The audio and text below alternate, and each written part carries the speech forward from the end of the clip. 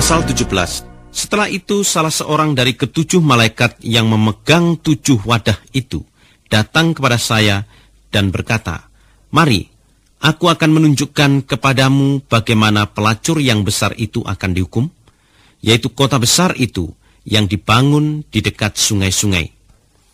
Raja-raja dunia berbuat cabul dengan dia, dan penghuni bumi menjadi mabuk karena minum anggur percabulannya. Lalu roh Allah menguasai saya, dan malaikat itu membawa saya ke padang gurun. Di sana saya melihat seorang wanita duduk di atas seekor binatang yang berwarna merah tua, dan yang penuh tertulis dengan nama-nama hinaan terhadap Allah. Binatang itu mempunyai 7 kepala dan 10 tanduk. Wanita itu memakai baju yang berwarna ungu dan merah tua, serta dihiasi dengan perhiasan-perhiasan emas, permata-permata, dan mutiara. Di tangannya ia memegang sebuah mangkuk emas yang penuh dengan hal-hal keji dan kotor, hasil dari percabulannya. Pada dahinya tertulis suatu nama yang mempunyai arti rahasia. Nama itu ialah Babel yang besar, ibu segala pelacur dan orang bejat di dunia. Lalu saya melihat bahwa wanita itu mabuk dengan darah umat Allah dan darah orang-orang yang dibunuh karena setia kepada Yesus. Ketika saya melihat wanita itu, saya menjadi terheran-heran.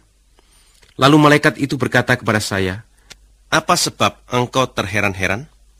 Baiklah, aku memberitahukan kepadamu rahasia wanita itu dan rahasia binatang yang ditungganginya, yaitu binatang yang mempunyai 7 kepala dan 10 tanduk.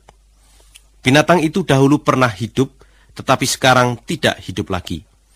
Ia sebentar lagi akan keluar dari jurang maut dan akan pergi menuju kebinasaan.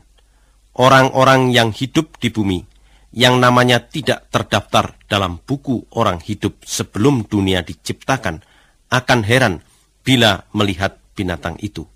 Sebab binatang itu dahulu pernah hidup. Sekarang ia tidak hidup lagi, tetapi ia akan muncul kembali. Dalam hal ini perlu ada hikmat dan pengertian. 7 kepala itu ialah 7 bukit, yaitu bukit-bukit tempat wanita itu duduk. Dan 7 kepala itu juga adalah 7 raja. 5 dari mereka sudah jatuh, 1 masih memerintah, dan yang 1 lagi belum datang. Kalau ia datang nanti, ia harus memerintah sebentar saja. Dan binatang yang dahulu pernah hidup, tetapi sekarang tidak hidup lagi, adalah raja yang ke-8. Ia adalah salah satu dari ke-7 raja itu juga, yang sekarang sedang pergi menuju kebinasaan. 10 tanduk yang kau lihat itu ialah 10 raja yang belum mulai memerintah. Tetapi mereka akan diberi kuasa untuk memerintah sebagai raja bersama-sama dengan binatang itu selama 1 jam. Ke-10 raja ini semuanya mempunyai tujuan yang sama. Mereka semuanya menyerahkan kekuatan dan kekuasaan mereka kepada binatang itu. Mereka akan berperang melawan anak domba itu, tetapi anak domba itu dengan pengikut-pengikutnya yang setia, yang telah dipanggilnya dan dipilihnya itu, akan mengalahkan raja-raja itu. Sebab dialah Tuhan segala tuan dan raja segala raja-raja.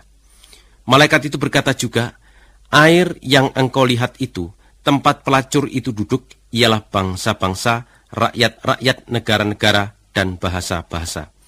10 tanduk yang kau lihat dan binatang itu akan membenci pelacur itu. Mereka akan merampas segala sesuatu yang dimilikinya dan membuat dia menjadi telanjang. Mereka akan makan dagingnya dan membinasakannya dengan api. Sebab Allah sudah menggerakkan hati mereka untuk menjalankan rencana Allah. Allah membuat mereka sepakat untuk menyerahkan kekuasaan mereka kepada binatang itu, supaya binatang itu memerintah sampai terjadi apa yang dikatakan oleh Allah. Wanita yang kau lihat itu ialah kota besar yang memerintah raja-raja di bumi.